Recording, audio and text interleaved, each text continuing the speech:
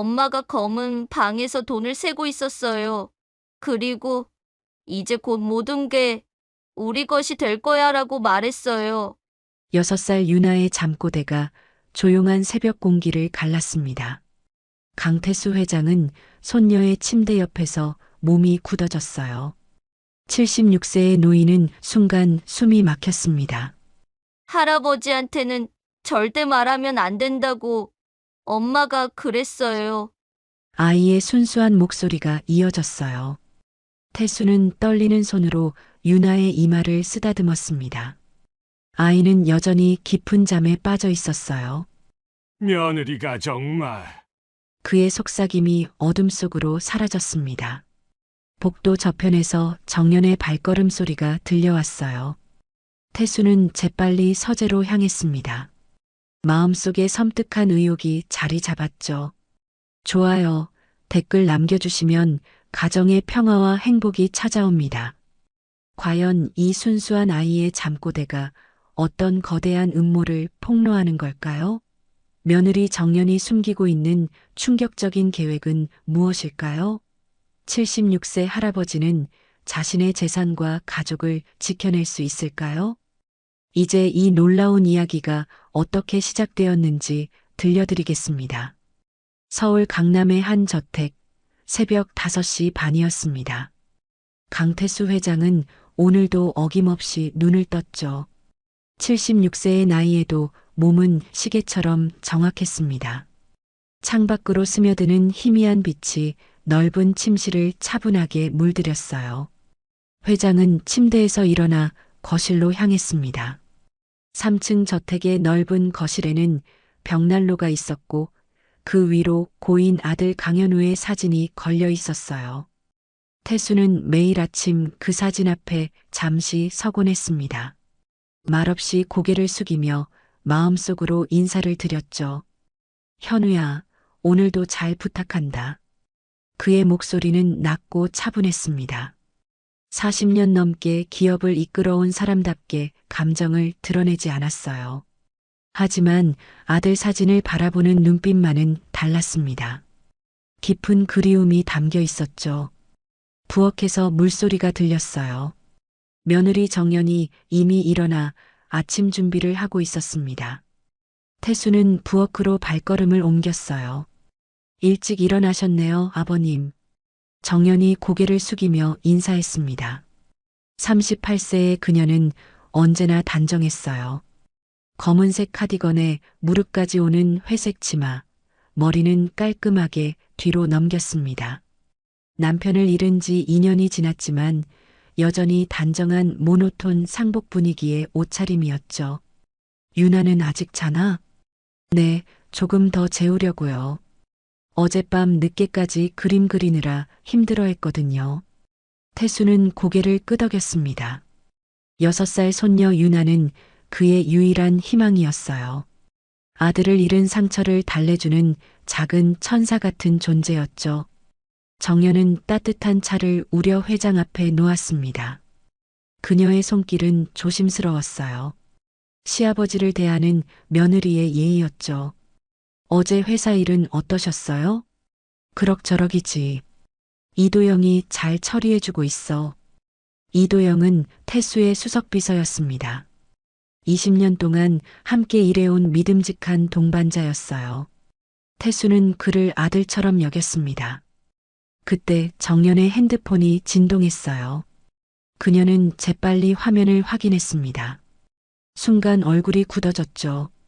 하지만 금세 평상시 표정으로 돌아왔어요. 미안해요. 잠깐만요. 정연이 복도 쪽으로 나가며 전화를 받았습니다. 목소리가 작아서 내용은 들리지 않았어요. 태수는 찻잔을 들고 있으면서도 귀를 기울였습니다. 며느리의 목소리에서 긴장감이 느껴졌거든요. 5분 후 정연이 돌아왔어요. 얼굴에는 미소를 띠고 있었지만 어딘가 어색했습니다. 누구 전화였나? 아, 유나 학원에서요. 수업 시간 변경 때문에 연락 왔어요. 태수는 정연을 지켜봤습니다. 그녀는 시선을 피하며 설거지를 시작했어요. 찻잔을 닦는 손이 평소보다 빨랐죠. 요즘 전화가 자주 오는 것 같은데? 그런가요? 별로 많지 않은데요. 정연의 대답은 담담했습니다. 하지만 태수의 예리한 눈에는 뭔가 숨기는 기색이 보였어요. 40년 넘게 사업을 해온 그였습니다. 사람의 미묘한 변화를 놓치지 않았죠. 그런데 요즘 태수 자신도 가끔 이상했어요. 서류를 어디 뒀는지 잠깐 헷갈리거나 같은 신문 기사를 2번 읽는 일이 있었습니다. 나이 탓이라고 생각했지만 신경이 쓰였어요. 아침 8시 유나가 잠에서 깨어났어요. 작은 발걸음 소리가 계단에서 들려왔습니다. 할아버지, 유나가 거실로 뛰어들어왔어요. 파란색 원피스 잠옷을 입은 채 태수에게 달려왔습니다. 태수의 얼굴에 드물게 미소가 떠올랐어요. 우리 공주님 잘 잤니? 네. 그런데 할아버지, 어젯밤에 이상한 꿈 꿨어요. 태수가 유나를 무릎에 앉혔습니다. 아이의 체온이 따뜻하게 전해졌어요. 어떤 꿈이었는데? 엄마가 검은 방에서 돈을 세고 있었어요. 그리고 이제 곧 모든 게 우리 것이 될 거야 라고 말했어요. 순간 태수의 표정이 굳어졌습니다. 정연도 설거지하던 손을 멈췄어요. 부엌에서 그들을 돌아봤습니다. 할아버지한테는 절대 말하면 안 된다고. 엄마가 그랬어요. 태수는 유나의 말을 곱씹어 봤습니다. 아이들의 꿈은 때로 현실을 반영하곤 했어요. 특히 유나는 감수성이 예민한 아이였습니다. 정연이 다가와 유나를 안아 올렸어요. 꿈은 꿈일 뿐이야, 유나야. 엄마는 괜찮아. 하지만 정연의 목소리에는 떨림이 있었습니다. 태수는 그것을 놓치지 않았어요. 오전 10시, 태수는 서재에서 신문을 읽고 있었습니다. 그때 이도영이 전화를 걸어왔어요. 회장님, 급히 말씀드릴 일이 있습니다. 무슨 일인가? 며느님 통장 내역을 확인해 봤는데요. 태수의 손이 멈췄습니다. 며느리의 통장을 조사했다는 것은 심상치 않은 일이었어요. 어제 외국 계좌로 5천만 원이 송금됐습니다. 수취인은 확인이 안 되고요. 태수는 잠시 말을 잇지 못했습니다. 5천만 원은 결코 작은 돈이 아니었어요. 더구나 해외 송금이라니. 그 외에도 지난 한 달간 비슷한 거래가 몇 차례 있었습니다. 태수는 전화를 끊고 깊은 생각에 잠겼어요. 며느리가 큰 돈을 해외로 빼돌리고 있다는 것이었습니다. 이유를 알 수 없었죠. 점심시간, 태수는 정연을 서재로 불렀습니다. 앉아라. 정연이 소파에 조심스럽게 앉았어요. 태수는 책상 뒤에서 그녀를 바라봤습니다. 물어볼 게 있다. 네, 말씀하세요. 최근에 큰 지출이 있었나? 정연의 얼굴이 순간 굳어졌습니다. 하지만 금세 평상시 표정으로 돌아왔어요. 특별한 건 없었는데요. 해외 기부금으로 5천만 원을 보냈다던데 이번엔 정연이 확실히 당황했습니다. 손을 꼭 쥐고 있는 게 보였어요. 아, 그건 말씀이시군요. 네, 아프리카 어린이들을 위한 기부였어요. 어느 단체에? 유니세프요. 정연의 대답이 망설여졌습니다. 태수는 그것을 놓치지 않았어요. 유니세프에서 개인이 직접 해외 송금을 하나? 정연이 입술을 깨물었습니다. 더 이상 변명할 수 없다는 것을 알았죠. 태수는 자리에서 일어나 정연 앞으로 다가갔습니다. 그의 눈빛은 차갑게 변해 있었어요.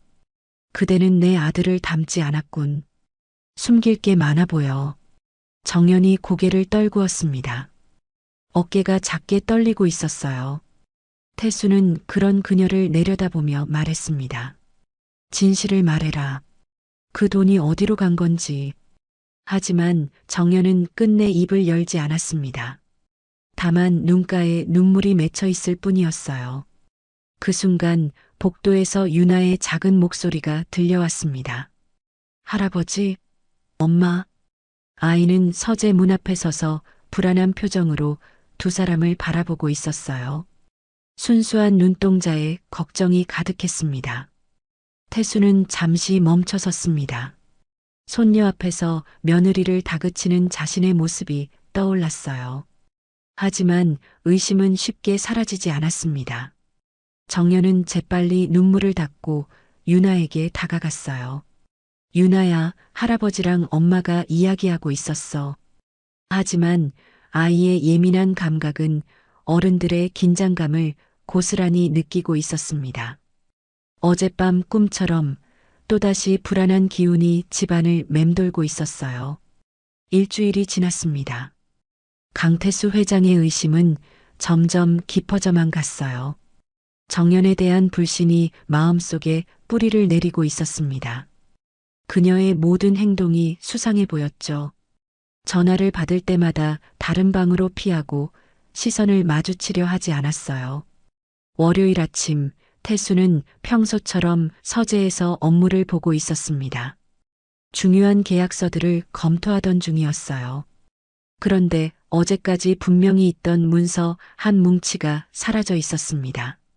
새로운 부동산 투자 관련 계약서였죠. 이상하네. 태수는 서재 곳곳을 뒤져봤습니다. 책상 서랍, 파일 캐비닛, 심지어 쓰레기통까지 확인했어요. 하지만 어디에도 없었습니다. 40년간 이런 일은 한 번도 없었죠. 그때 이도영이 전화를 걸어왔어요. 회장님, 큰일입니다. 무슨 일인가? 경제신문에서 연락이 왔습니다. 강신그룹 비자금 유출 의혹에 대해 취재하고 있다고 하네요. 태수의 손이 멈췄습니다. 비자금 유출이라니. 그룹 차원에서 절대 있을 수 없는 일이었어요. 근거가 뭔가? 익명 제보가 들어왔다고 합니다. 해외 계좌로 자금이 빠져나가고 있다는 내용이에요. 태수는 전화를 끊고 깊은 생각에 잠겼습니다. 해외 계좌라니. 며느리의 5천만 원 송금이 떠올랐어요.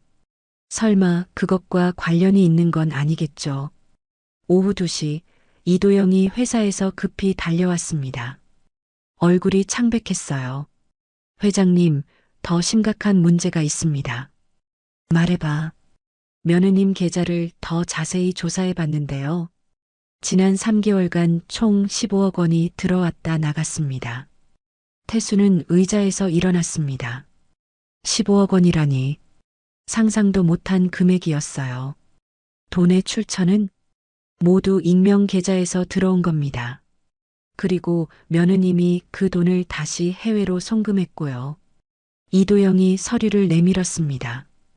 은행 거래 내역이 빼곡히 적혀 있었어요.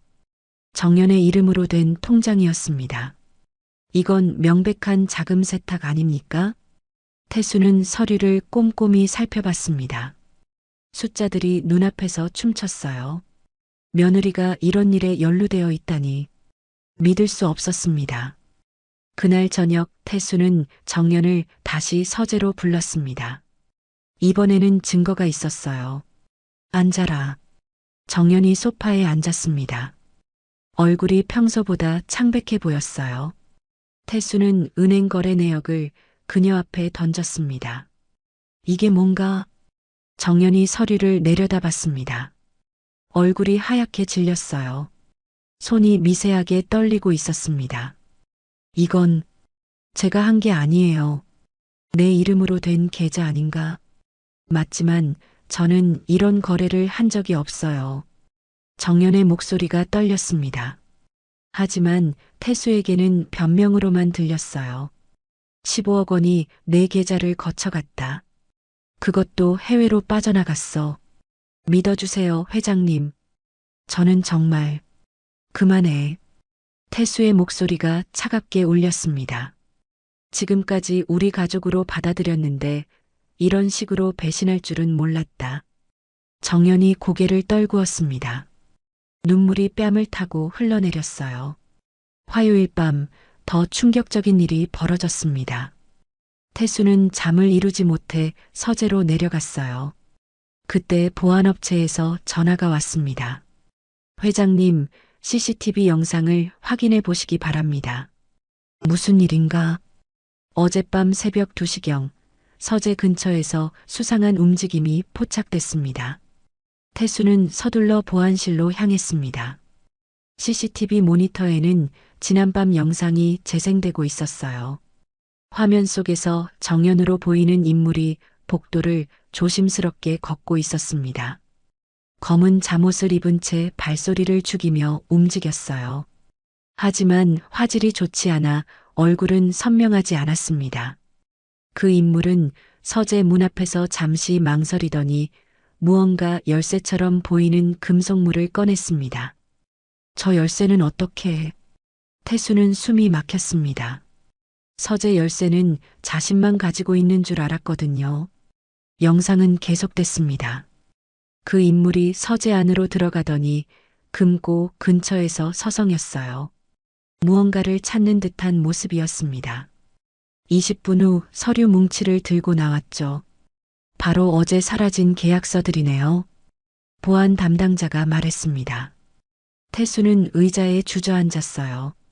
체형과 옷차림으로 봐서는 정령 같았지만 확실하지 않았습니다. 수요일 아침, 태수는 정연을 마주할 수 없었습니다. 식탁에서 아침을 먹는 동안 한마디도 나누지 않았어요. 정연도 뭔가 잘못됐다는 것을 알고 있는 듯 했습니다. 할아버지, 왜 이렇게 조용해요? 유나가 물었습니다. 아이의 순수한 눈빛이 태수의 마음을 아프게 했어요. 아무것도 아니야, 유나야. 하지만 유나는 어른들의 분위기를 감지하고 있었습니다. 불안한 표정으로 엄마를 바라봤어요. 오후에 또 다른 충격이 기다리고 있었습니다. 정연의 핸드폰으로 익명의 문자가 왔어요. 태수가 우연히 식탁 위 핸드폰을 보게 됐습니다. 계획대로 진행하세요. 추가 자금은 내일 입금됩니다. 태수는 그 문자를 보고 온몸이 차갑게 식었어요. 정연이 누군가와 공모하고 있다는 증거였습니다. 저녁 무렵 태수는 더 이상 참을 수 없었습니다. 정연을 서재로 불렀어요. 이번에는 모든 증거를 들이밀 작정이었습니다. 지금까지 내가 한 일들을 다 알고 있다. 태수의 목소리는 얼음장처럼 차갔습니다. CCTV 영상도 봤고 너한테 온 문자도 봤어. 정연이 얼굴을 들었습니다. 이미 체념한 듯한 표정이었어요. 넌 내 재산을 차지하려 한 거냐? 내 딸까지 이용해서? 태수의 목소리가 떨렸습니다. 분노와 실망이 뒤섞여 있었어요. 정연은 눈을 피하며 말했습니다. 저를 믿어주세요, 회장님. 전 단지. 거짓말은 이제 그만해. 태수가 소리쳤습니다. 40년간 쌓아온 신뢰가 무너지는 순간이었어요. 증거가 이렇게 많은데도 부인할 거냐? 정연이 고개를 떨구었습니다. 더 이상 할 말이 없다는 듯 했어요. 그때 복도에서 유나의 울음소리가 들려왔습니다. 엄마, 할아버지. 아이가 서재 문을 열고 들어왔어요. 눈물을 흘리며 두 사람을 바라봤습니다. 왜 싸워요? 왜 엄마가 울어요? 태수는 잠시 멈춰 섰습니다. 손녀의 눈물을 보니 마음이 아팠어요. 하지만 이미 돌이킬 수 없었습니다. 정연이 유나를 안아 올렸습니다. 괜찮아, 유나야. 엄마는 괜찮아. 하지만 아이는 계속 울었습니다. 어른들의 갈등을 온몸으로 느끼고 있었어요. 그날 밤부터 집안 분위기는 완전히 바뀌었습니다. 태수와 정연은 서로 말을 섞지 않았어요. 식사 시간도 따로 했습니다. 유나만이 그 사이에서 혼란스러워했죠. 목요일 아침 이도영이 또 다른 소식을 가져왔습니다. 회장님, 경찰에서 연락이 왔습니다. 경찰에서? 비자금 유출 건으로 수사를 시작한다고 하네요. 며느님 계좌가 수사 대상에 포함됐습니다. 태수는 한숨을 깊게 내쉬었습니다. 이제 가족 문제가 사회 문제로 번지고 있었어요. 그날 오후 정연이 유나와 함께 외출했습니다. 돌아오지 않을 것 같은 분위기였어요. 태수는 혼자 남은 저택에서 깊은 외로움을 느꼈습니다. 저녁이 되어서야 그들이 돌아왔어요. 정연의 얼굴은 더욱 창백해져 있었습니다. 유나는 엄마 손을 꼭 잡고 있었죠. 할아버지. 유나가 태수에게 다가왔습니다. 엄마가 나쁜 사람이에요? 아이의 질문에 태수는 대답할 수 없었습니다. 6살 아이에게 어떻게 설명할 수 있을까요? 아니야, 유나야. 엄마는 말을 잇지 못했습니다. 진실이 무엇인지 자신도 확신할 수 없었거든요. 그날 밤 태수는 잠들지 못했습니다. 아들 현우의 사진을 바라보며 생각에 잠겼어요. 며느리를 믿었던 자신이 바보였을까요? 아니면 아직 놓친 것이 있는 걸까요? 하지만 증거는 너무 명확했습니다. 정연의 계좌를 통한 자금 거래, 서재 침입 영상, 의심스러운 문자 메시지. 모든 것이 그녀의 죄를 가리키고 있었어요. 며느리와의 관계는 이제 완전히 갈라져 버렸습니다. 돌이킬 수 없는 강을 건넌 것 같았어요. 태수는 처음으로 자신의 판단을 의심했습니다. 정말 정연이 그런 사람일까요? 금요일 아침 강태수 회장은 커다란 창문을 통해 회색빛 하늘을 바라보고 있었습니다.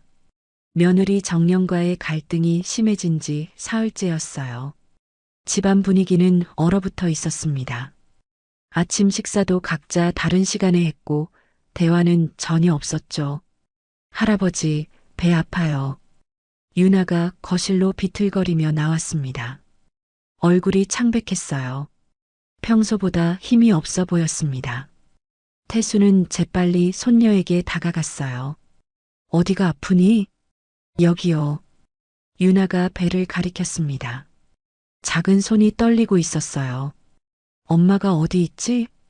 화장실에 가셨어요. 할아버지, 너무 아파요. 유나의 목소리가 약해졌습니다. 태수는 아이를 안아 올렸어요. 체온이 평소보다 높았습니다. 정연이 서둘러 나타났어요. 유나의 상태를 보더니 얼굴이 하얗게 질렸습니다. 유나야, 어떻게 됐니? 엄마, 배가 너무 아파요. 유나가 힘없이 말했습니다. 그때 갑자기 아이가 구토를 했어요. 바닥에 토사물이 떨어졌습니다. 노란빛 액체였죠. 병원에 가야겠어요. 정연이 다급하게 말했습니다. 태수도 고개를 끄덕였어요. 아무리 며느리와 갈등이 있어도 손녀가 우선이었습니다. 30분 후 그들은 병원 응급실에 도착했습니다. 의사가 유나를 진찰하더니 심각한 표정을 지었어요. 혈액 검사를 해봐야겠습니다. 무슨 문제인가요? 태수가 물었습니다. 증상을 보면 약물 중독 가능성이 있어요. 의사의 말에 태수와 정연 모두 충격을 받았습니다. 약물 중독이라뇨? 아이가 최근에 어떤 약을 복용했나요? 정연이 당황스러운 표정으로 대답했어요. 감기약 정도만. 의사는 간호사에게 지시했습니다. 즉시 혈액 검사와 위세척을 준비하세요. 유나가 응급처치실로 들어갔습니다. 태수와 정연은 복도에서 기다려야 했어요. 두 사람 모두 말이 없었습니다. 복도에는 소독약 냄새가 짙게 배어 있었죠. 1시간 후 의사가 심각한 얼굴로 나왔어요. 아이 혈액에서 수면제 성분이 검출됐습니다. 수면제요? 태수가 되물었습니다. 성인용 수면제를 다량 복용한 것 같아요. 일반 감기약이 아닙니다. 정연의 얼굴이 창백해졌어요. 손이 떨리기 시작했습니다. 그런데 이상한 점이 있어요. 의사가 계속 말했습니다. 약봉지에 보호자 서명이 있던데 확인해 보시겠어요? 간호사가 투명한 증거봉지를 가져왔습니다. 정연이 급히 집에서 챙겨온 약봉지였습니다. 그 안에는 흰색 알약 몇 개와 하얀 약봉지가 들어 있었어요. 약봉지에는 분명히 정연이라는 서명이 또렷하게 적혀 있었습니다. 태수는 그 서명을 보고 온몸이 차갑게 식었어요. 이게 뭔가 정연이 약봉지를 보더니 얼굴이 하얗게 질렸습니다. 이건 제가 쓴 게 아니에요. 하지만 당신 이름이 적혀 있잖아요. 의사가 말했습니다. 저는 유나에게 수면제를 준 적이 없어요. 정연의 목소리가 떨렸습니다. 하지만 증거는 너무 명확했어요. 태수는 정연을 째려봤습니다. 며칠 전부터 쌓인 의심이 폭발하는 순간이었어요. 응급처치가 끝난 후 유나는 깨어났습니다. 아직 어리둥절한 표정이었어요. 할아버지, 유나야, 괜찮니? 태수가 침대 옆에 앉았습니다. 무슨 약을 먹었니? 엄마가 준 약 먹었어요. 유나의 말에 태수의 얼굴이 굳어졌습니다. 엄마가 줬다고? 네. 어젯밤에 엄마가 달콤한 약이라고 주셨어요. 하지만 유나는 당시 반쯤 잠든 상태였고 약을 건넨 사람의 얼굴은 제대로 보지 못했어요. 아이의 순수한 말이 태수의 분노에 기름을 부었습니다. 저녁 무렵 그들은 집으로 돌아왔습니다. 유나는 회복됐지만 여전히 피곤해했어요. 태수는 정연을 서재로 불렀습니다. 앉아. 태수의 목소리는 얼음장처럼 차가웠습니다. 정연이 소파에 앉자마자 무릎을 꿇고 바닥에 주저앉았어요. 눈물이 뺨을 타고 흘러내렸습니다. 저 아니에요. 제발 제 말을 믿어주세요. 그녀가 울부짖었습니다. 목소리가 서재 전체에 울렸어요. 그럼 약봉지의 서명은 뭔가? 누군가 제 이름을 도용한 거예요. 증거도 없이 그런 말을 하나? 태수는 책상에 기대어 정연을 내려다봤습니다. 돈을 훔치는 것도 모자라 이제 내 손녀까지 해치려 하다니. 회장님, 정말 저는 넌 이미 이 집안의 재앙이야. 그의 말은 날카로웠습니다. 정연의 어깨가 더욱 떨렸어요. 내일까지 이 집에서 나가라. 정연의 얼굴이 하얗게 질렸어요. 유나는 어떻게 하죠? 유나는 내가 키우겠다. 아니에요. 유나는 제 딸이에요. 정연이 절규했습니다. 내가 키울 자격이 있나? 아이에게 독을 먹인 엄마가? 태수의 목소리가 차갑게 울렸습니다. 그날 밤 정연은 짐을 쌌습니다. 많지 않은 옷가지와 몇 개의 사진만 가방에 넣었어요. 유나가 그려준 그림들도 조심스럽게 챙겼습니다. 크레용으로 그린 가족 그림이었죠. 유나는 엄마가 떠난다는 것을 이해하지 못했어요. 엄마, 어디 가요? 엄마가 잠시 다른 곳에 가야 해. 언제 돌아와요? 정연은 대답할 수 없었습니다. 아이를 꼭 안고 눈물을 흘렸어요. 토요일 아침 정연은 집을 떠났습니다. 큰 가방 하나만 들고 현관문을 나섰어요. 태수는 창문 너머로 그 모습을 지켜봤습니다.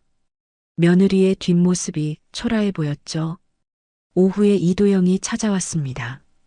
그의 얼굴에는 묘한 만족감이 스쳐 지나갔어요. 회장님, 언론에서 연락이 왔습니다. 무슨 내용인가? 며느님의 재산 음모건으로 기사를 쓰겠다고 하네요. 태수는 한숨을 쉬었습니다. 이제 가족 문제가 세상에 알려지게 됐어요. 어쩔 수 없지. 사실 저는 예상했습니다. 이도영이 조용히 말했습니다. 목소리에 확신이 서려 있었어요. 역시 제가 말씀드린 대로입니다. 정연 씨, 오래전부터 준비한 것 같습니다. 어떤 뜻인가? 회장님, 아들과 결혼한 것부터가 계산이었을 거예요.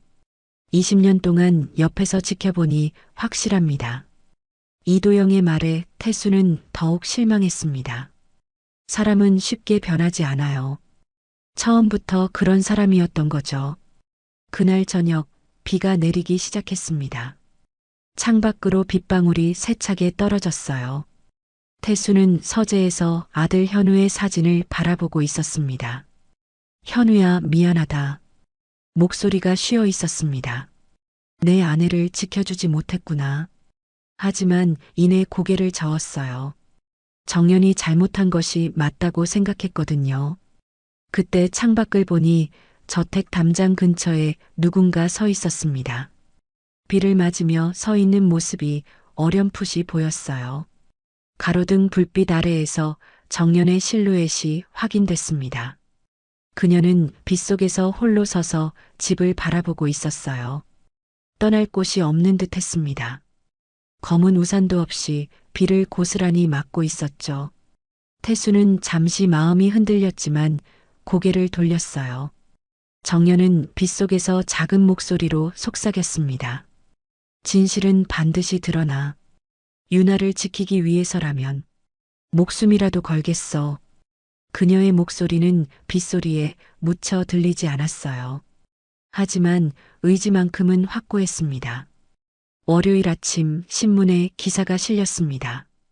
강신그룹 회장, 며느리 재산 음모로 갈등이라는 제목이 일면을 장식했어요. 태수는 신문을 보며 씁쓸했습니다. 유나는 엄마가 없는 집에 적응하지 못했어요. 밤마다 엄마를 찾으며 울었습니다. 할아버지, 엄마는 언제 와요? 엄마는 한동안 못 와. 태수는 손녀에게 어떻게 설명해야 할지 몰랐어요. 엄마가 나쁜 일 했어요? 그런 건 나중에 알게 될 거야. 하지만 유나는 계속 울었습니다. 6살 아이에게 엄마의 부재는 너무 큰 충격이었어요. 밤이 되면 엄마가 그려준 그림을 꼭 안고 잠들었습니다. 이도영은 그런 상황을 지켜보며 만족스러운 표정을 지었어요. 계획이 순조롭게 진행되고 있었거든요. 정연이 완전히 축출된 지금 다음 단계를 준비할 시간이었습니다. 그날 밤 태수는 다시 한번 자신의 결정이 옳았는지 의심했습니다.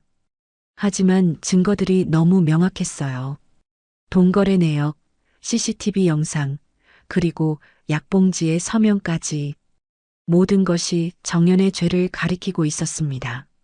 정연은 어딘가에서 혼자 지내고 있을 것이었어요. 태수는 그녀의 안위가 걱정되기도 했지만 배신감이 더 컸습니다. 믿었던 며느리가 이런 식으로 가족을 배신할 줄은 몰랐거든요. 집안은 조용해졌습니다. 하지만 그 조용함 속에는 깊은 상처가 숨어 있었어요. 유나의 울음소리만이 저택을 가득 채웠습니다.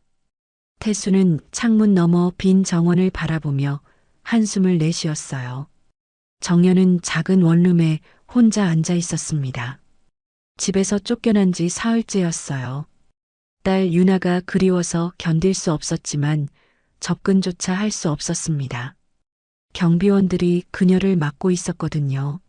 무력감에 빠져 있던 그녀는 문득 남편 현우의 유품을 떠올렸어요. 사고 당일 경찰에서 돌려받은 블랙박스가 아직 확인하지 않은 채로 보관함에 있었습니다. 혹시 뭔가 단서가 있을까? 정연은 보관함에서 블랙박스를 꺼냈어요. 먼지가 쌓여 있었습니다. 2년 동안 한 번도 들여다보지 않았던 것이었죠. 노트북에 연결해 영상을 재생했습니다. 남편이 운전하던 마지막 순간들이 화면에 나타났어요. 정연은 가슴이 아팠지만 꾹 참았습니다. 사고 직전 영상을 유심히 살펴봤어요. 현우가 신호등에서 잠시 멈춰 서 있을 때였습니다. 옆 차선에 한 여자가 전화를 하며 서 있는 모습이 보였어요. 저 사람은 누구지? 정연이 화면을 확대해 봤습니다. 여자의 얼굴이 선명하게 드러났어요. 순간 정연은 숨이 막혔습니다. 화정 씨? 그 여자는 바로 태수의 가정부 이화정이었습니다.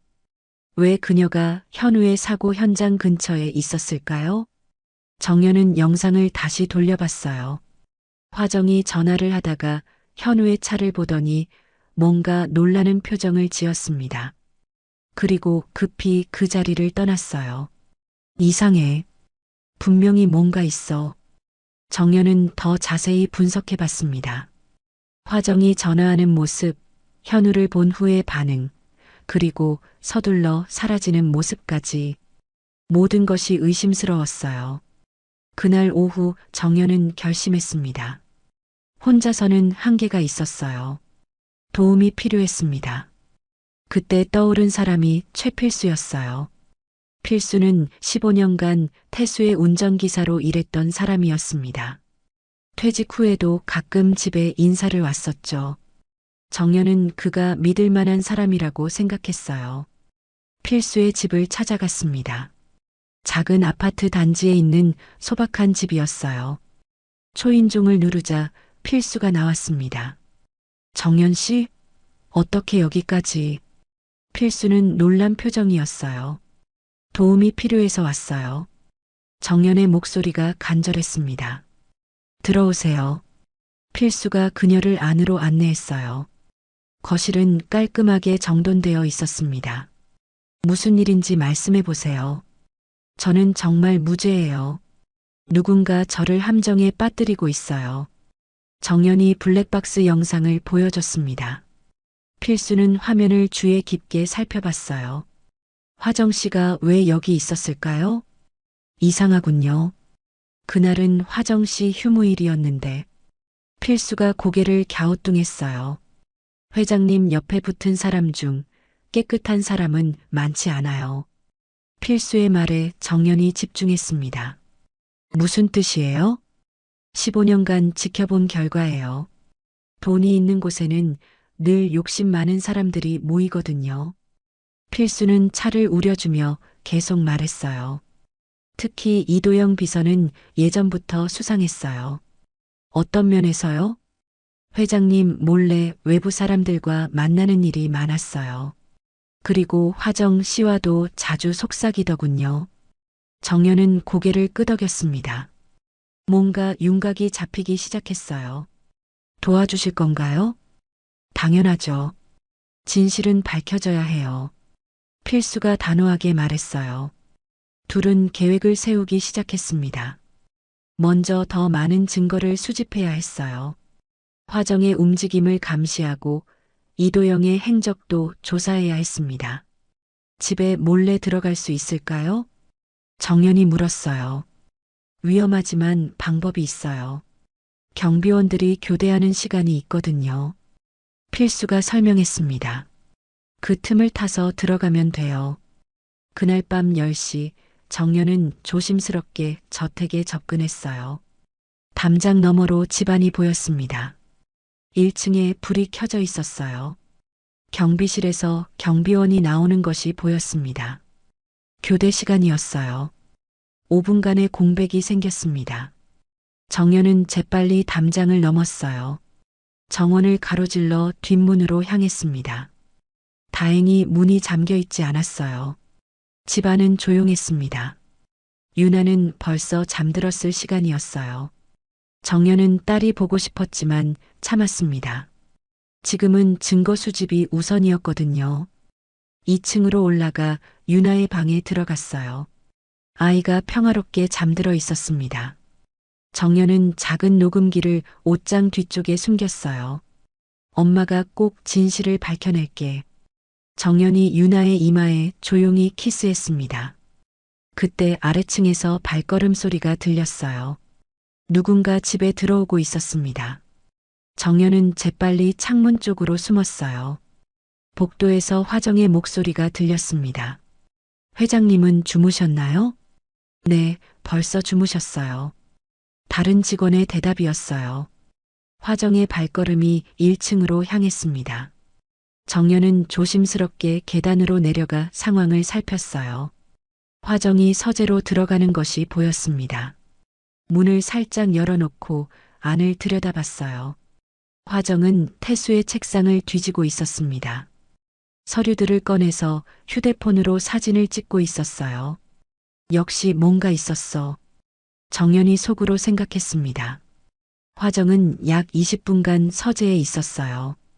여러 서류를 촬영하고 일부는 복사해서 가져갔습니다. 그리고 원래 자리에 다시 정리해뒀어요. 정연은 모든 것을 지켜봤습니다. 이제 확신이 섰어요. 화정이 누군가의 지시를 받고 움직이고 있다는 것을 말이죠.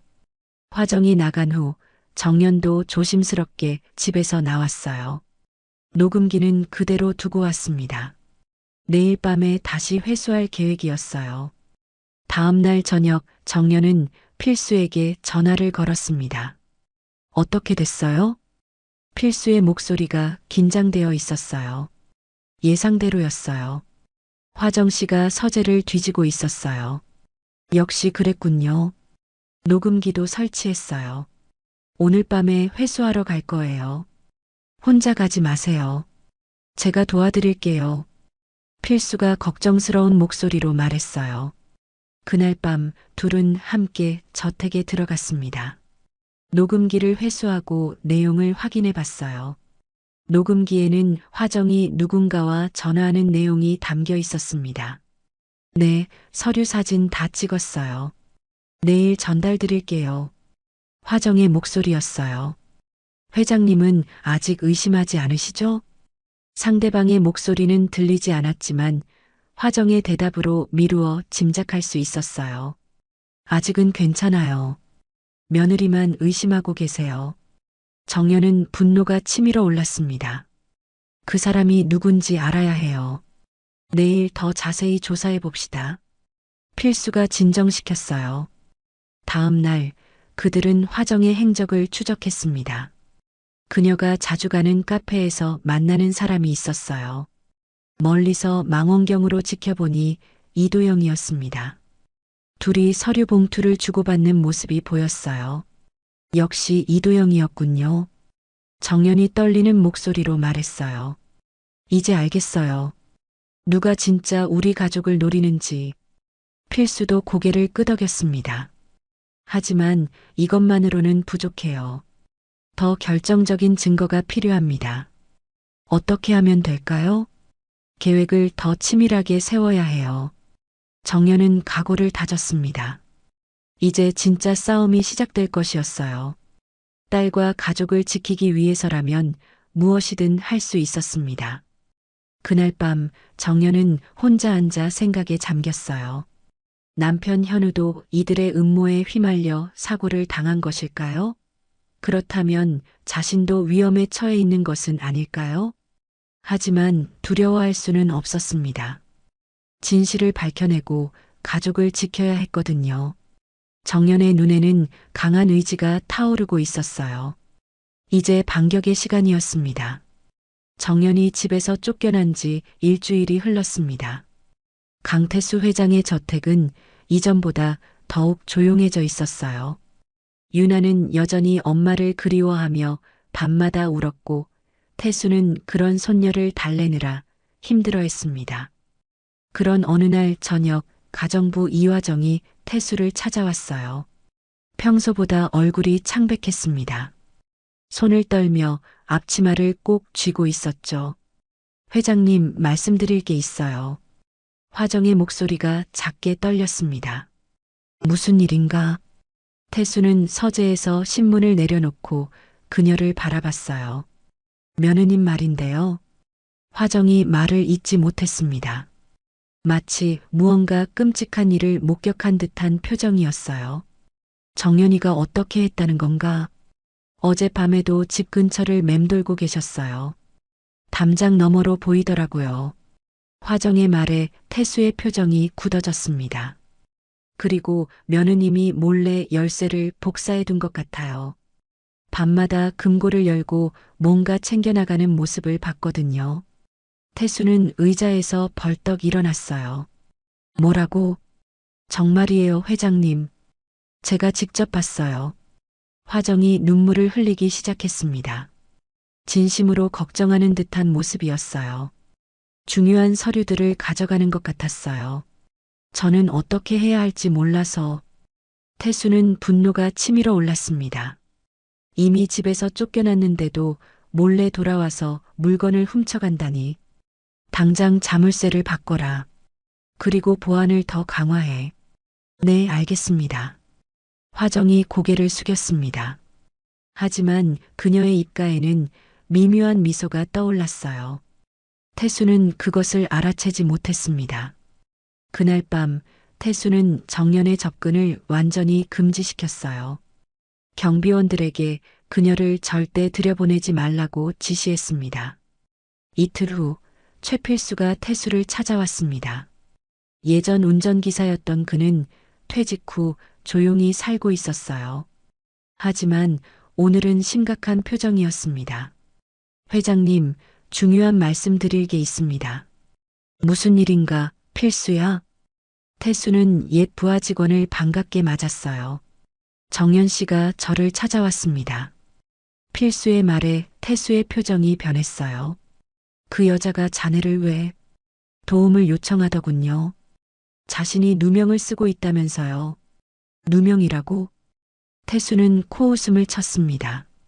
증거가 이렇게 명확한데 무슨 누명인가? 회장님, 저는 정연 씨를 오래 봐왔습니다. 그런 사람이 아니에요. 필수의 목소리에는 확신이 담겨 있었어요. 회장님이 완전히 속으셨소. 무슨 소리인가? 누군가 정연 씨를 함정에 빠뜨리고 있는 것 같습니다. 태수는 고개를 저었어요. 자네는 너무 순진해. 증거가 이렇게 많은데 증거라는 것도 조작할 수 있지 않습니까?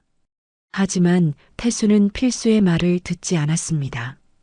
이미 마음을 굳힌 상태였거든요.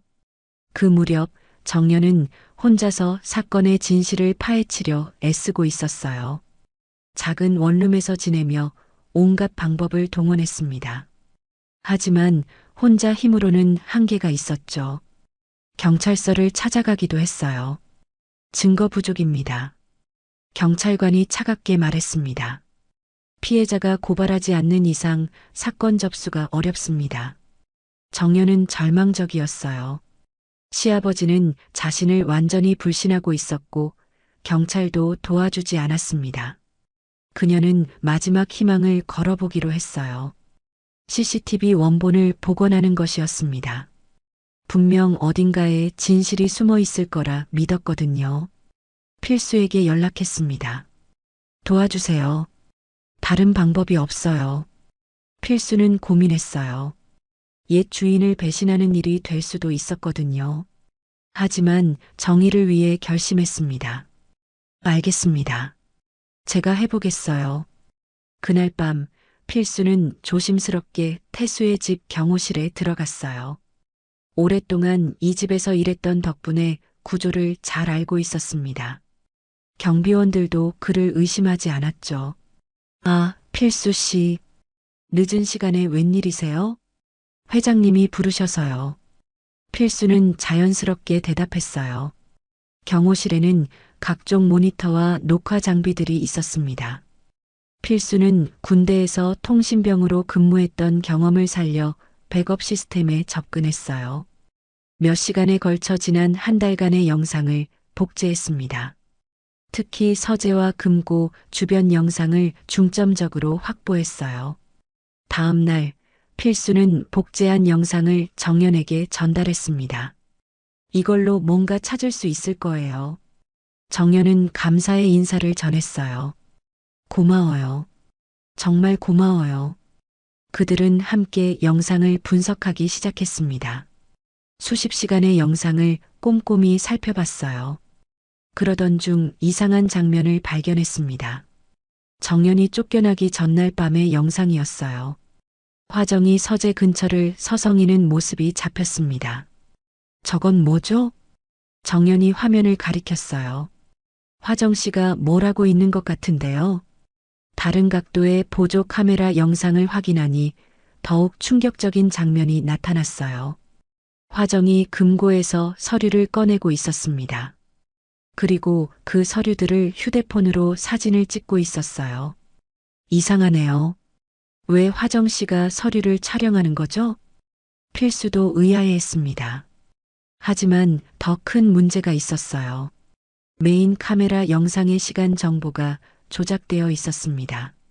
화정이 서류를 가져가는 시점이 정연이 그곳에 있던 것처럼 바뀌어 있었거든요. 이거 완전히 조작된 거네요. 정연이 탄식했어요. 누군가 치밀하게 계획한 일이에요. 필수도 고개를 끄덕였습니다.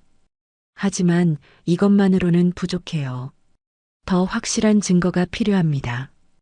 그들은 다른 각도의 카메라 영상도 확인해 봤어요.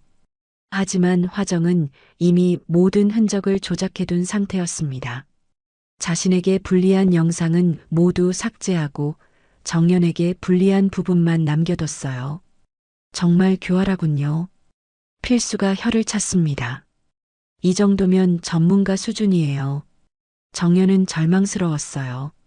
진실에 한 발짝 다가갔지만 여전히 결정적인 증거가 부족했습니다. 그럼 어떻게 하죠? 포기하면 안 됩니다. 분명 다른 방법이 있을 거예요. 필수가 정연을 격려했어요.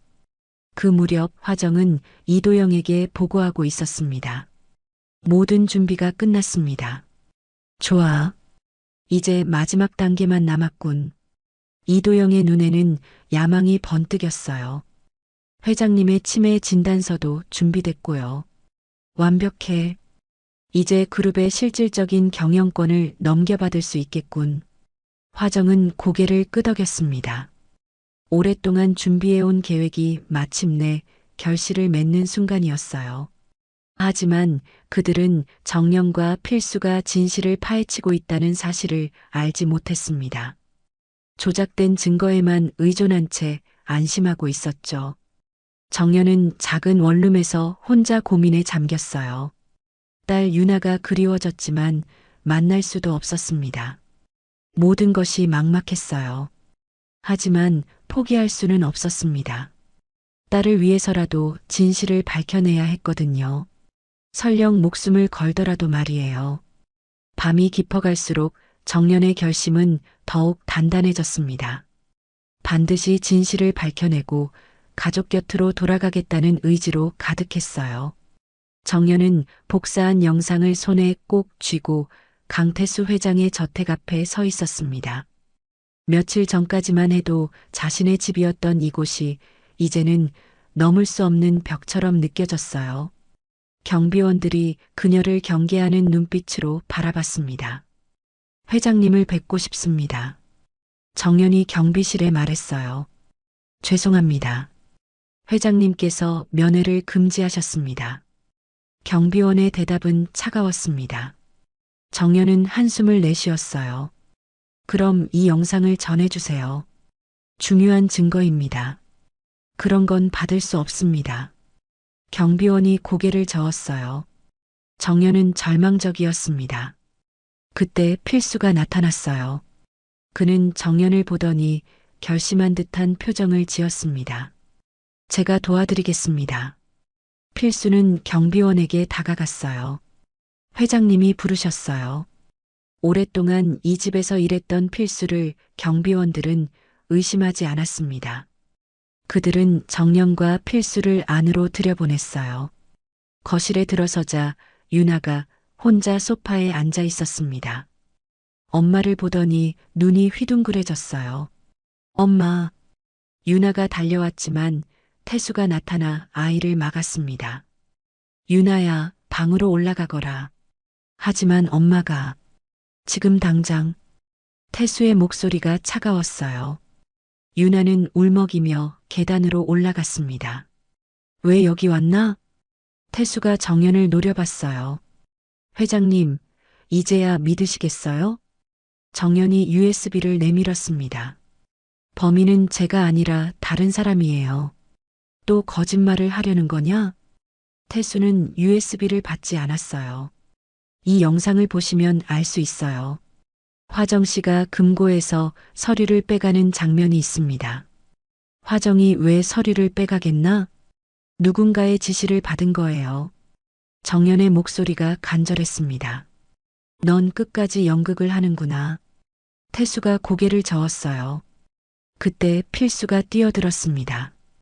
회장님, 방금 CCTV 실시간 영상을 보십시오.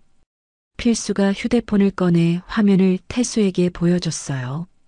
그는 미리 경호업체 점검용 임시 계정으로 실시간 카메라에 접속해뒀었습니다.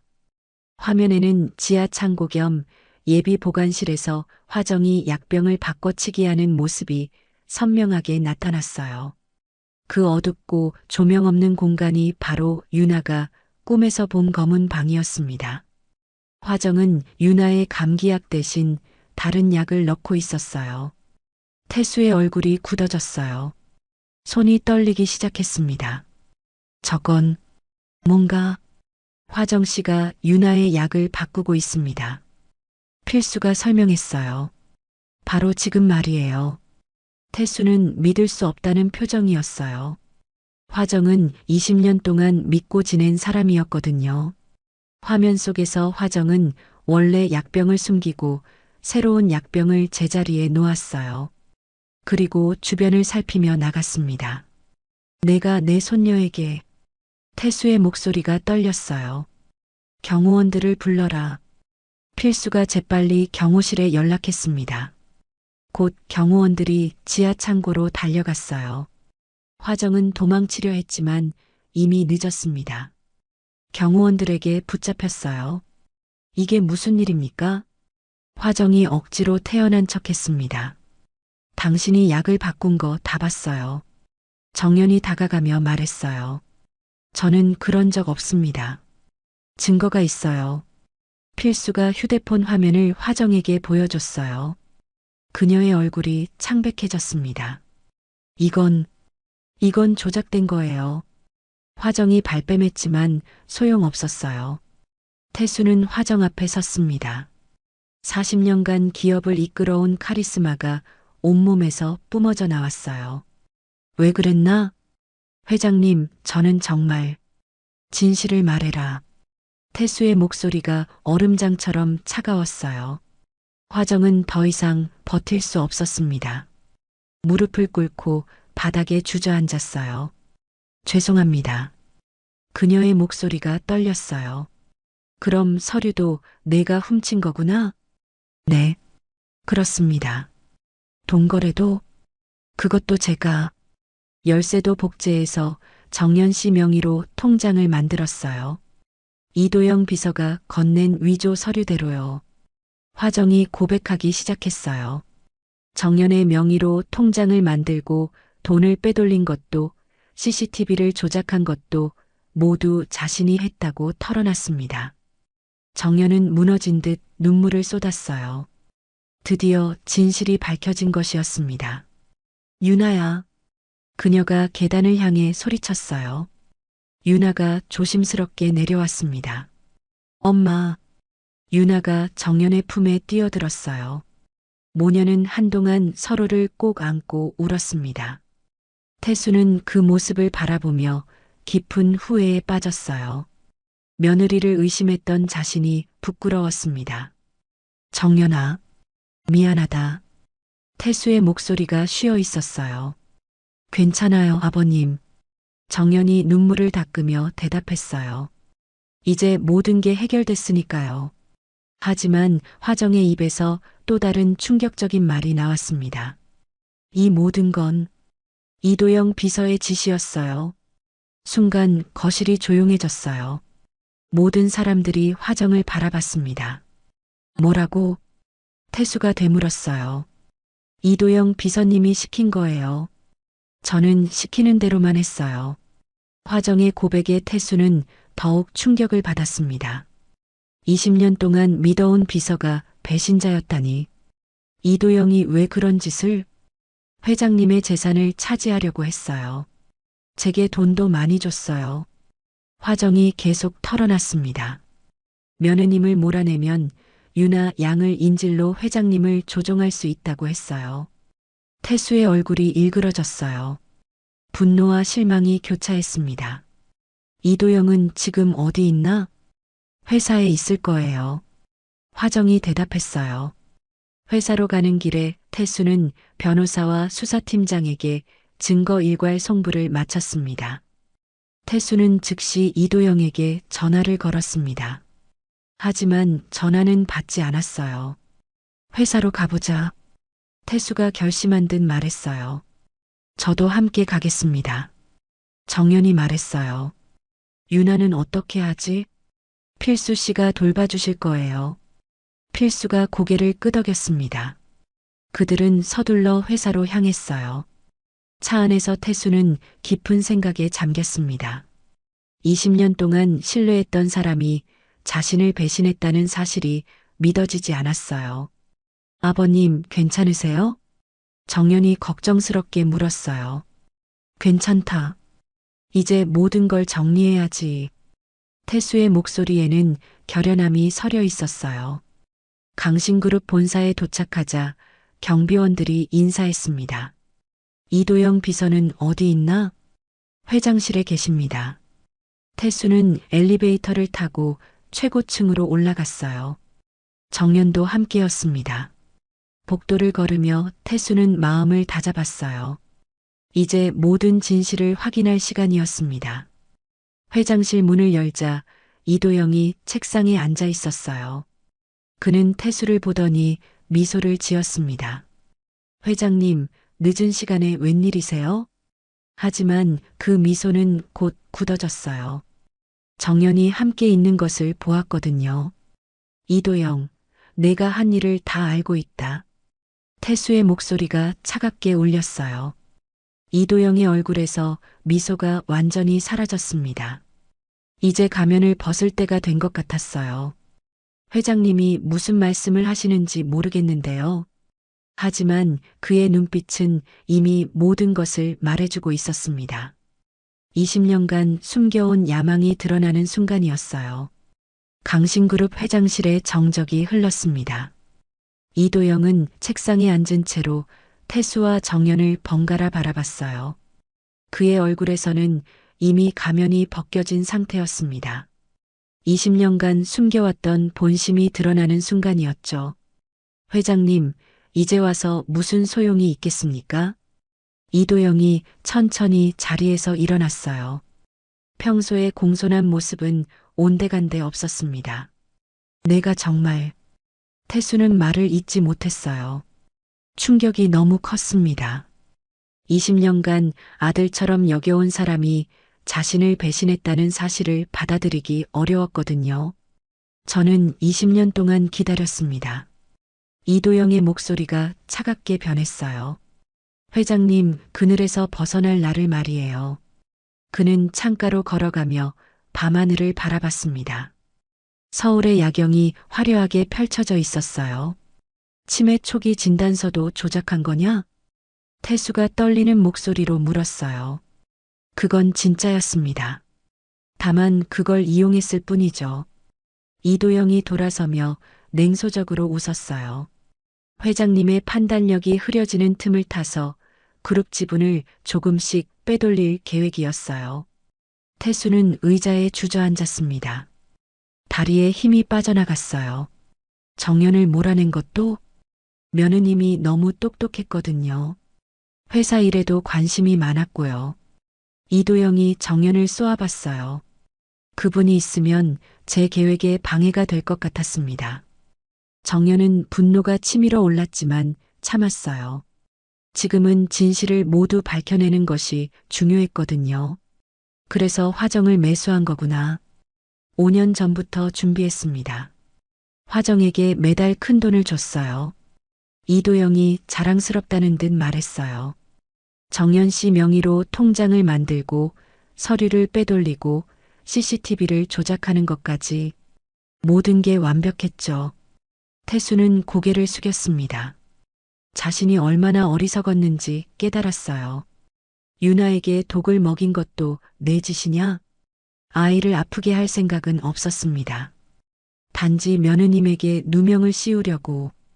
이도영의 말에 태수의 분노가 폭발했어요. 내가 내 손녀를 위험에 빠뜨렸다. 태수가 벌떡 일어나 이도영에게 다가갔습니다. 하지만 나이가 많아 비틀거렸어요. 정연이 재빨리 부축했습니다. 아버님, 진정하세요. 어떻게 진정해? 20년을 믿었는데. 태수의 목소리가 떨렸어요.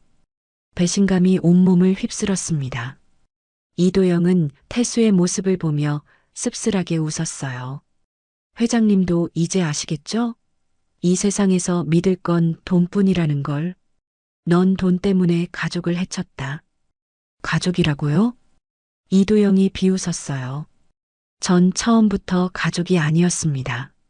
그냥 유능한 직원일 뿐이었어요. 그의 말에는 20년간 쌓인 원한이 담겨 있었어요. 회장님은 절대 저를 진짜 아들처럼 대하지 않으셨잖아요. 태수는 할 말이 없었습니다. 어느 정도 맞는 말이었거든요. 하지만 그렇다고 해서 이런 짓을 할 이유가 되냐? 정연이 나섰어요. 당신 때문에 얼마나 많은 사람이 고통받았는지 알아요? 그건 어쩔 수 없는 일이었어요. 이도영이 어깨를 으쓱했어요. 목적을 위해서는 수단을 가릴 수 없잖아요. 그때 회장실 문이 열리며 경찰들이 들어왔습니다. 태수가 미리 수집한 증거와 고소장을 특수수사과에 제출해 긴급 체포영장을 발부받았던 것이었어요. 이도영 씨, 체포영장이 나왔습니다. 경찰관이 수갑을 꺼냈어요. 이도영은 체념한 듯 고개를 끄덕였습니다. 예상했던 일이에요. 그는 수갑을 차면서도 태수를 바라봤어요. 회장님, 후회하실 겁니다. 저만큼 유능한 직원은 다시 없을 테니까요. 태수는 대답하지 않았어요. 다만 깊은 실망만이 얼굴에 서려 있었습니다. 경찰들이 이도영을 데려가자 회장실이 조용해졌어요. 태수와 정연만 남았습니다. 정연아. 태수가 며느리를 불렀어요. 네, 아버님. 정말 미안하다. 태수가 고개를 숙였습니다. 76세의 나이에도 깊숙이 고개를 숙이는 모습이었어요. 저를 의심했던 것도, 집에서 쫓아낸 것도. 아버님, 괜찮아요. 정연이 태수의 손을 잡았어요. 이제 모든 게 해결됐으니까요. 하지만 태수의 마음은 쉽게 정리되지 않았어요. 자신의 판단이 얼마나 틀렸는지 깨달았거든요. 나는 가장 믿은 사람이 배신자였고 가장 의심한 사람이 진짜 가족이었구나. 태수의 목소리에는 깊은 후회가 담겨 있었어요. 저는 이 집을 지키려 한 죄밖에 없어요. 정연이 눈물을 흘렸어요. 그동안 쌓였던 억울함이 한꺼번에 터져 나왔습니다. 당신은 죄가 없어. 내가 바보였지. 태수가 정연의 어깨를 토닥였어요. 집으로 돌아가는 길에 그들은 말이 없었습니다. 각자 복잡한 심정이었어요. 진실이 밝혀졌지만 상처는 쉽게 아물지 않을 것 같았습니다. 저택에 도착하자 유나가 달려왔어요. 할아버지, 엄마. 아이는 두 사람이 함께 돌아온 것을 보고 기뻐했습니다. 태수는 무릎을 꿇고 손녀를 안았어요. 유나야, 할아버지가 미안해. 왜요? 엄마를 의심했어. 엄마는 잘못한 게 없는데. 유나는 할아버지의 말을 완전히 이해하지는 못했지만 고개를 끄덕였어요. 괜찮아요, 할아버지.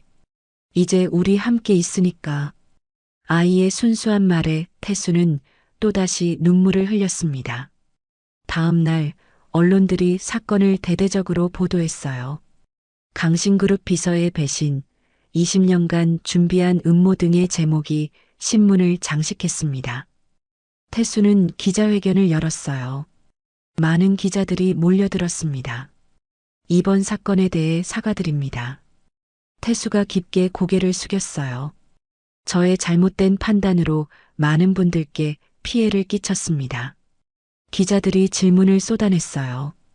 며느리분과의 관계는 어떻게 회복하실 건가요? 가족이니까 당연히 함께 살 것입니다. 태수의 대답은 단호했어요. 이번 일로 깨달은 게 있다면요? 기자가 또 물었어요. 태수는 잠시 생각하더니 천천히 말했어요. 진짜 재산은 신뢰였습니다. 기자들이 조용해졌어요. 돈이나 지위보다 사람과 사람 사이의 믿음이 더 소중하다는 걸 깨달았습니다. 태수의 목소리에는 진심이 담겨 있었어요. 오늘 나는 그걸 되찾았소. 기자회견이 끝난 후 태수는 정연과 함께 집으로 돌아갔어요. 유나가 그들을 기다리고 있었습니다. 이제 정말 끝난 건가요? 정연이 물었어요. 아니야. 이제 시작이지. 태수가 미소를 지었어요. 진짜 가족으로 다시 시작하는 거야. 그날 저녁 식탁에는 오랜만에 세 사람이 함께 앉았습니다. 유나는 엄마와 할아버지가 함께 있어서 행복해했어요. 할아버지, 내일은 뭐 할 거예요? 유나랑 놀이공원 갈까? 와, 엄마도 같이 가요? 당연하지. 태수가 정연을 바라봤어요. 정연도 미소로 화답했습니다. 밤이 깊어가자 유나는 잠들었어요. 태수와 정연은 거실에서 차를 마시며 이야기했습니다. 앞으로 어떻게 하실 건가요? 정연이 물었어요. 회사 일은 줄이고 가족과 더 많은 시간을 보내고 싶어. 태수의 대답에 정연이 고개를 끄덕였어요. 저도 유나와 더 많은 시간을 보내고 싶어요. 그들은 창밖을 바라봤어요. 밤하늘에 별이 반짝이고 있었습니다. 정연아, 네, 고마워. 끝까지 포기하지 않아줘서 저야말로 고마워요. 결국 진실을 받아들여 주셔서. 한편 필적 감정 결과 약봉지의 정연 서명은 화정의 위조로 확인됐어요. 태수는 정연의 무단 침입에 대해서도 고소를 취하하고 내부 조사 결과에 따라 선처하기로 했습니다. 두 사람은 서로를 이해하게 됐어요. 이제 진짜 가족이 된 기분이었습니다. 그날 밤 태수는 아들 현우의 사진 앞에 섰어요. 현우야, 이제 내 가족을 제대로 지킬게. 사진 속 아들이 미소 짓는 것 같았어요. 태수도 오랜만에 편안한 미소를 지었습니다. 집안은 다시 평화를 되찾았어요. 하지만 이것은 끝이 아니라 새로운 시작이었습니다. 진정한 가족의 사랑을 찾아가는 여정의 시작이었죠. 1년이 흘렀습니다.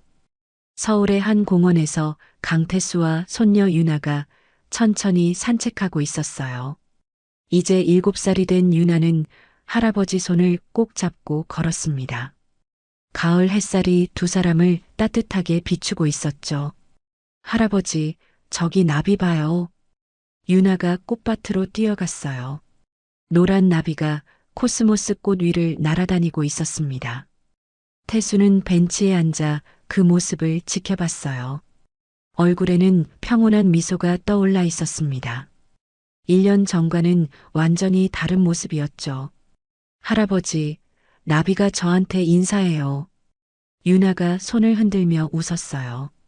그래, 나비도 우리 유나가 예쁘다고 생각하나 보네. 태수가 따뜻하게 대답했습니다. 얼마 전 강신그룹은 산하 강신문화재단을 윤화재단으로 개편했어요. 회사 건물 1층에는 어린이 도서관이 들어섰고 2층에는 무료 급식소가 문을 열었습니다. 태수가 직접 기획한 사회공헌 사업이었죠. 유나야, 내 잠꼬대 덕분에 할아버지가 다시 눈을 떴단다. 태수가 유나를 무릎에 앉히며 말했어요. 제가 뭐라고 했어요? 엄마가 검은 방에서 울었다고 했지. 그 말이 모든 걸 바꿔놨어.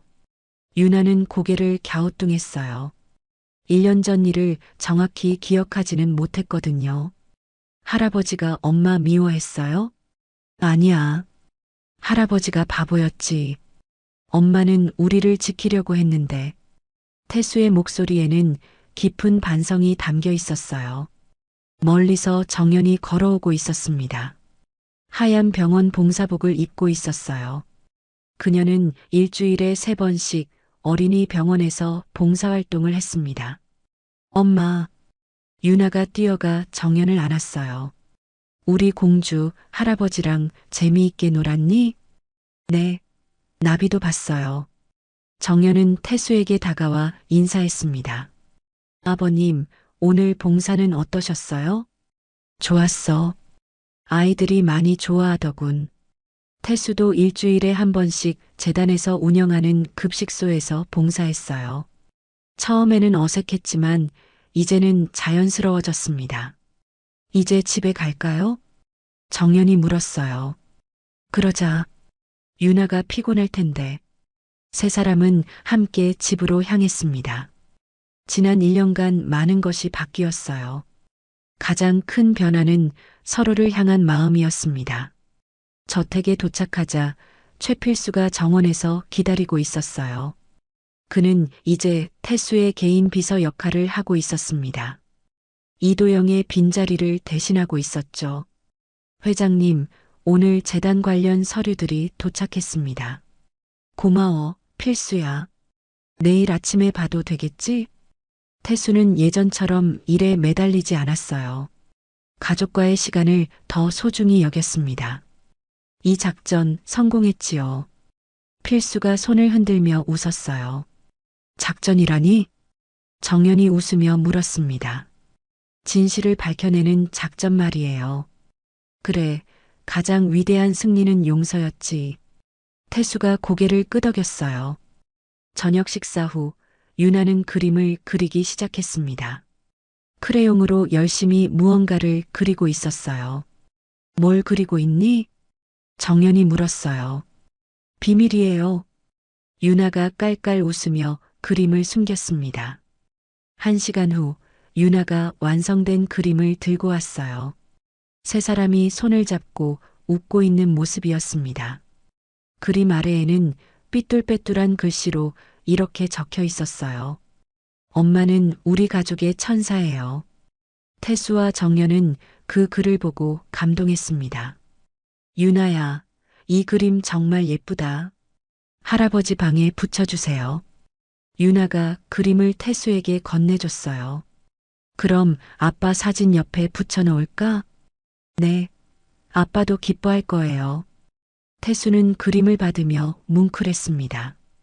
1년 전만 해도 상상할 수 없었던 일이었어요. 밤이 깊어가자 유나는 잠자리에 들었습니다. 정연이 아이에게 동화책을 읽어주고 있었어요. 옛날 옛적에 착한 공주가 살았어요. 엄마처럼요? 응, 엄마처럼 착한 공주였지. 태수는 복도에서 그 모습을 지켜봤어요. 정말 평범하지만 소중한 시간이었습니다. 유나가 잠든 후 태수와 정연은 거실에 앉았어요. 따뜻한 차를 마시며 하루를 정리하고 있었습니다. 정연아, 고맙다. 갑자기 왜요? 1년 전 포기하지 않아줘서, 끝까지 진실을 찾으려 해줘서. 태수의 말에 정연이 미소를 지었어요. 저야말로 고마워요. 결국 믿어주셔서. 이제 정말 가족 같아. 저희는 원래부터 가족이었잖아요. 정연의 말에 태수가 웃었습니다. 창밖으로는 별이 반짝이고 있었어요. 태수는 그 별들을 바라보며 생각했습니다. 아들 현우가 저 하늘에서 지켜보고 있을 것 같았어요. 아버님, 내일 유나재단 개소식에 갈 건가요? 당연하지. 우리 유나 이름으로 만든 재단인데. 태수는 자랑스러워했어요. 많은 아이들이 도움을 받을 수 있을 거예요. 그래, 그게 진짜 보람이지. 이도영은 횡령과 사기 혐의로 5년형을 선고받았어요. 화정도 공범으로 2년형을 받았습니다. 태수는 그들을 용서했지만 법의 심판은 피할 수 없었죠. 사람은 돈으로 늙지 않습니다. 신뢰를 잃을 때 늙는 겁니다. 필수가 했던 말이 떠올랐어요. 정말 맞는 말이었습니다. 1년 전 태수는 모든 것을 잃을 뻔했어요. 가족도 신뢰도 자신마저도 잃을 뻔했습니다. 하지만 지금은 다시 찾았어요. 아니, 더 큰 것을 얻었습니다. 내일 아침에 유나와 공원 산책 또 갈까요? 정연이 물었어요. 좋지. 매일 가도 좋아. 태수의 얼굴에는 행복이 가득했습니다. 그날 밤 태수는 아들 현우의 사진 앞에 서서 유나가 그린 그림을 붙였어요. 가족 그림 옆에 아들 현우의 사진이 나란히 걸려 있었습니다. 현우야, 이제 정말 가족이 됐다. 태수는 만족스러운 미소를 지었어요. 다음 날 아침 세 사람은 다시 공원으로 향했습니다. 유나는 새로 산 스케치북을 들고 있었어요. 오늘은 뭘 그릴 거니? 할아버지랑 엄마랑 저요. 그리고 하늘에 있는 아빠도. 유나의 말에 태수와 정연이 서로를 바라봤어요. 둘 다 눈시울이 붉어졌습니다. 공원 벤치에 앉아 유나가 그림을 그리는 동안 태수와 정연은 조용히 이야기를 나눴어요. 정말 평범한 행복이 이렇게 소중한 줄 몰랐어. 맞아요. 돈이나 명예보다 훨씬 값진 거죠. 하늘에서는 두 개의 별이 특히 밝게 빛나고 있었습니다. 마치 아들 현우가 가족을 축복하는 것 같았어요. 강태수는 이제 진정한 부자가 됐습니다. 돈이 아닌 사랑으로 말이에요. 그리고 그 사랑은 윤화재단을 통해 더 많은 사람들에게 전해질 것이었습니다. 할아버지, 그림 다 그렸어요. 윤아가 스케치북을 들어 올렸어요. 그림 속에는 행복한 가족과 하늘의 별이 함께 그려져 있었습니다. 우리 윤아가 정말 잘 그렸네. 이제 정말 완전한 가족이에요. 윤아의 말에 태수와 정연이 아이를 가운데 두고 꼭 안았습니다. 그들의 얼굴에는 진정한 평화와 행복이 깃들어 있었어요. 하늘 높이 떠오른 새 한 마리가 그들 위를 날아갔습니다. 마치 모든 것을 축복하는 듯 했죠. 강태수 가족의 새로운 시작이었습니다.